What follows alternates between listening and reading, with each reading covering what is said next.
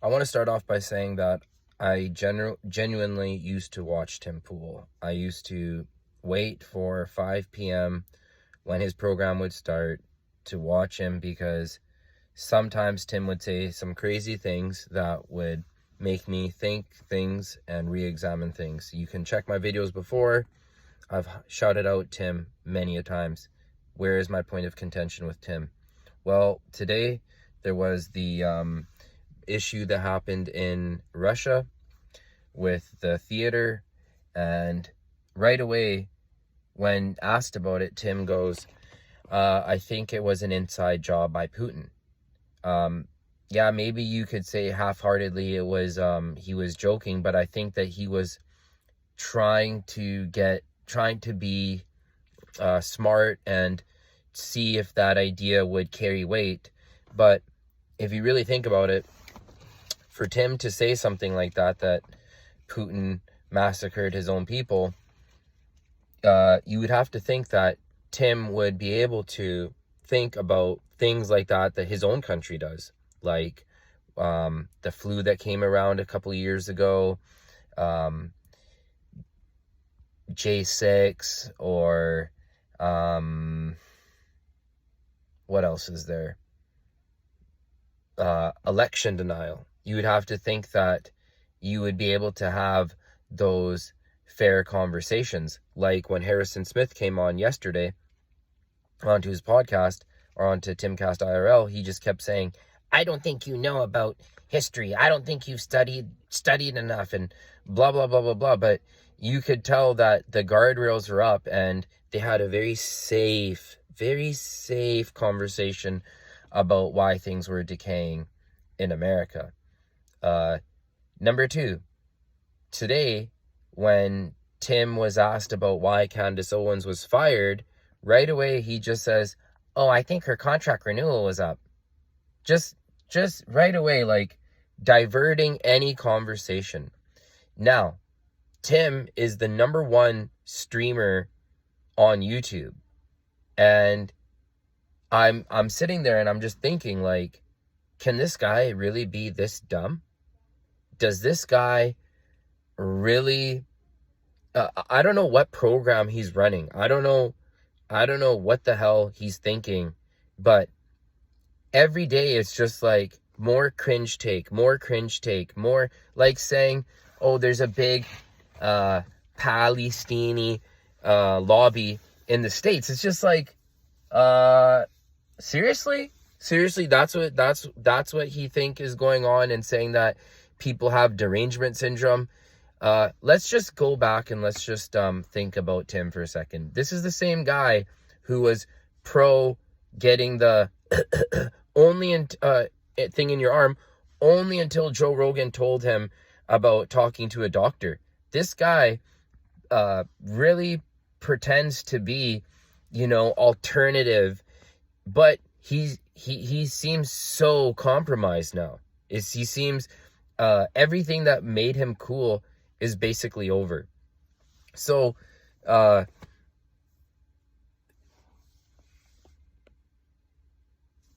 if you look at Luke Rudkowski if you look at Ian Crossland, at least Ian Crossland has the testicular fortitude to actually say something. He will say stuff and Tim will shut him down all the time. There's certain subjects that Tim really makes sure to put a glass ceiling on the Timcast IRL, and it's stupid now. It's so stupid because, like I said, as a fan, I used to watch him, but I do realize that he's a warhawk. Let's talk about that other schmuck. What's his name? Phil Labonte. That guy's an idiot. That guy's a complete idiot, because this is what he says. Hey, I'm against communism. I'm against everything communist. Not realizing that BlackRock owns all of the economy, that it's all centralized at the top, that you look at the antitrust laws, that you can't really make your business the best and have a monopoly. He's so capitalist because, why is he a capitalist? Because he's paid to grift. He's paid to say stupid, dumb shit. Like, he said that today, he was just like, oh, there is no, when someone does an attack on someone, there is no, matched escalation. There is no controlled escalation or anything like that. Matched force or whatever it is, whatever it's called. He really was just saying like, oh, you really believe there's a genocide going on?